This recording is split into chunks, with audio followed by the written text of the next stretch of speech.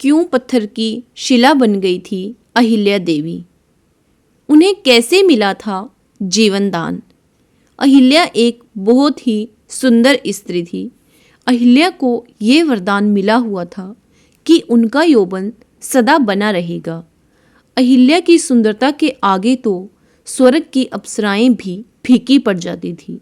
इसलिए देवता भी अहिल्या के कायल हुआ करते थे।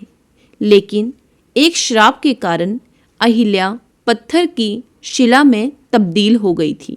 पौराणिक ग्रंथों में अहिल्या के बारे में बहुत सारी कथाएं प्रचलित हैं। उनमें से एक यह भी है कि अहिल्या की उत्पत्ति ब्रह्मा जी से मानी जाती है। इसलिए अहिल्या को ब्रह्मा जी की मानस पुत्री भी कहा जाता है। अहिल्या सभी गुणों से परिपूर्ण थी और बहुत ही सुंदर और रूपवती थी। इंद्रदेव भी अहिल्या की खूबसूरती में मोहित थे।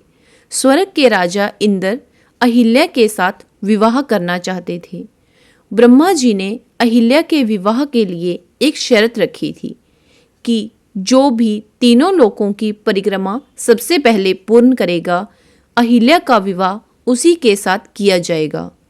गौतम ऋषि और इंद्रदेव के साथ अन्य देवताओं ने भी अहिल्या से विवाह करने के लिए तीनों लोकों की परिक्रमा शुरू की।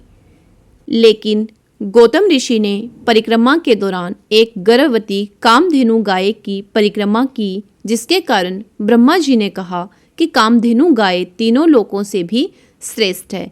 इसलिए ब्रह्मा जी ने अपनी मानस पुत्री अहिल्या का विवाह गौतम ऋषि से करवा दिया।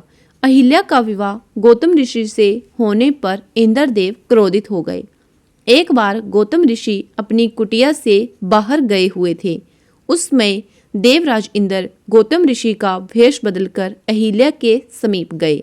उसी समय गौतम ऋषि वहां पर आए और उन्होंने बिना कुछ जाने क्रोधित होकर अहिल्या को पत्थर की शिला बन जाने का श्राप दिया। गौतम ऋषि के श्राप के कारण अहिल्या पत्थर की शिला बन गई और रामायण काल में जब राम और लक्ष्मण वन विहार करते समय गौतम ऋषि के आश्रम के समीप पहुँचे, तब श्री राम जी के चरण लगते ही पत्थर की शिला बनी अहिल्या फिर से अपने स्वरूप में आ गई।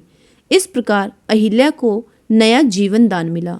धन्यवाद दोस्तों। आशा करती हूँ अहिल्या की यह कहानी आपको बहुत पसंद आएगी और इसी तरह की कहानियाँ सुनने के लिए हमारे चैनल को सब्सक्राइब करें। धन्यवाद।